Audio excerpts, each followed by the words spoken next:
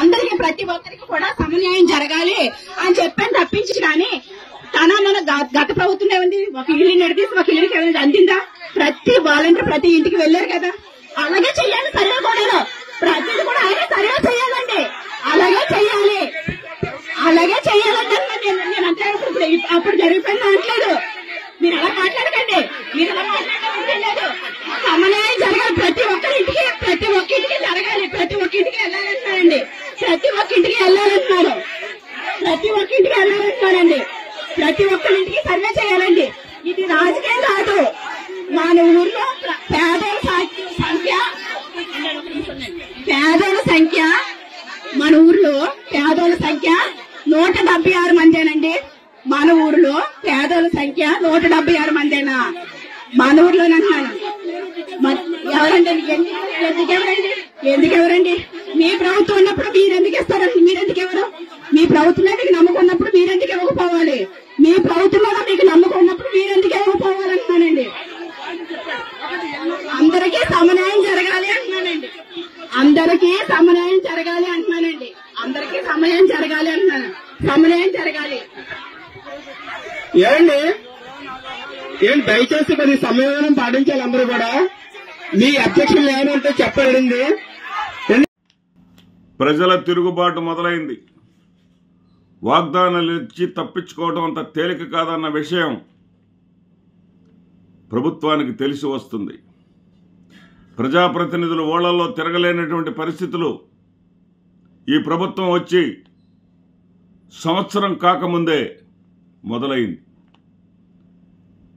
తలకు మించినటువంటి వాగ్దానాలు ఇవ్వటం, మనం అధికారంలోకి వస్తే చాలు, అధికారంలోకి వచ్చిన తర్వాత మన ఇష్టం వచ్చినట్టు మనం ప్రవర్తించవచ్చు అనే విధంగా కూటమి నాయకులు ఈ జగన్మోహన్ రెడ్డి దిగిపోతే చాలు, అబద్ధాలు చెప్పలేక అధికారాన్ని కోల్పోయాడు జగన్మోహన్ రెడ్డి గారు. వీళ్ళు అబద్ధాలు ఏదైనా సరే చెప్పి అధికారంలోకి వస్తే చాలు అనుకున్నారు. అధికారంలోకి వచ్చారు. అధికారంలోకి వచ్చిన తర్వాత ఆర్థిక పరిస్థితి చూస్తుంటే భయం వేస్తుంది అన్నారు. అది కూడా శుద్ధ అబద్ధం అని అసెంబ్లీ సాక్షిగా వాళ్లే ఒప్పుకున్నటువంటి పరిస్థితి. 14 లక్షల కోట్ల అప్పులు అని చెప్పేసి చెప్తే 14 లక్షల కోట్లు ఎక్కడ అప్పులు అని చెప్పేసి వైఎస్ఆర్సీపీ ఎమ్మెల్యేలు రాతపూర్వకమైనటువంటి ప్రశ్నతో నిలదీస్తే ఆ ప్రశ్నకు సమాధానం చెప్పాల్సినటువంటి పరిస్థితుల్లో జగన్మోహన్ రెడ్డి గారు చేసినటువంటి చంద్రబాబు నాయుడు గారు గతంలో 2,90,000 కోట్ల రూపాయలు అప్పు చేస్తే ఆ అప్పుని జగన్మోహన్ రెడ్డి గారు వచ్చేసి కార్పొరేట్ అప్పులతో కూడా కలుపుకొని 5,19,000కు చేర్చారు.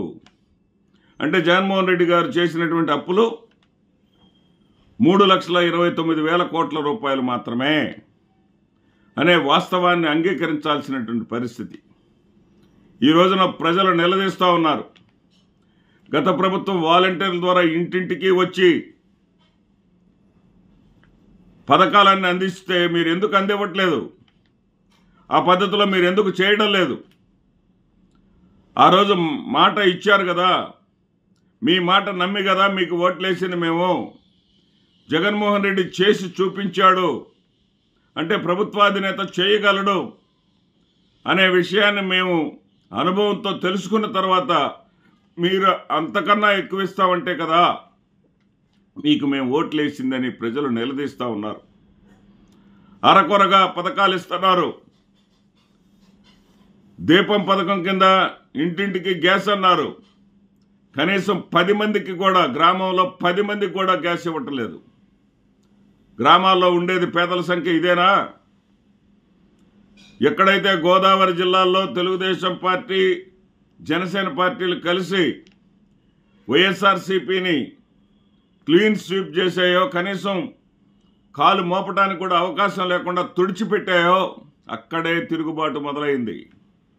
అక్కడే చైతన్యం చెలరేగుతూ ఉంది. అక్కడే ప్రజాప్రతినిధులను నిలదీయటం అనేది ప్రారంభమైంది. ఏదైతే వాగ్దానాలు చేశారో, చేసిన వాగ్దానాలు తప్పించుకునేటటువంటి అవకాశం మీకు లేదు. మీరు చేసినటువంటి వాగ్దానాలను అమలు పరిస్తే నిలుస్తారు, లేకపోతే తరిమి కొడతామనే విధంగా ప్రజల్లో చైతన్యం కనిపిస్తూ ఉంది. ఎప్పుడైనా సరే ప్రభుత్వం మీద ఎన్నికల సంవత్సరంలోనో ఎన్నికల సంవత్సరానికి ముందుగానో